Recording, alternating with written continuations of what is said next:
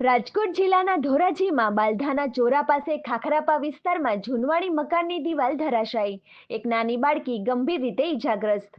ધોરાજીના બાલધા ચોરા નજીક ખાખરાપા વિસ્તારમાં એક જૂનવાણી મકાનની દિવાલ ધરાશાયી થતા એક બાળકી ગંભીર રીતે ઘાયલ થઈ। માથામાં ગંભીર ઈજા થતા બાળકીને તાત્કાલિક ધોરાજીથી જૂનાગઢ હોસ્પિટલ ખાતે સારવાર માટે ખસેડવામાં આવી છે। સ્થાનિક લોકો દ્વારા ઘટનાની જાણ થતાં દોડી આવ્યું અને તંત્ર પણ ઘટના સ્થળે દોડી આવ્યું હતું। પત્રકાર રાજુભાઈ બગડાની સાથે નરેશ પટણી, ડીજી ન્યૂઝ, ધોરાજી। મારું નામ ઇમરાન હનીફ સૈયદ। આ મારા સંબંધીનું મકાન સવારે 7:30 વાગે ધરાશી થઈ ગઈ। તેમાં એક છોકરીને ઈજા થઈ છે। અસરામાં નામ છે મુસ્તાક બાપુ સૈયદ, એની છોકરીને ઈજા થઈ છે।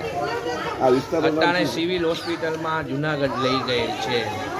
આ વિસ્તાર ખાખરાપા બાલધા ચોરો। આ કેટલા સમયથી જર્જરિત હતી? આ ઘણા સમયથી જર્જરિત હતી। નગરપાલિકાને રજૂઆત કરી હતી? એટલે હોમ જર્જરિત નહોતું, ખાલી આગલી દિવાલ જ ઓલી હતી, બાકી માથેના રૂમમાં સ્લેબ કામ કરાવેલ છે।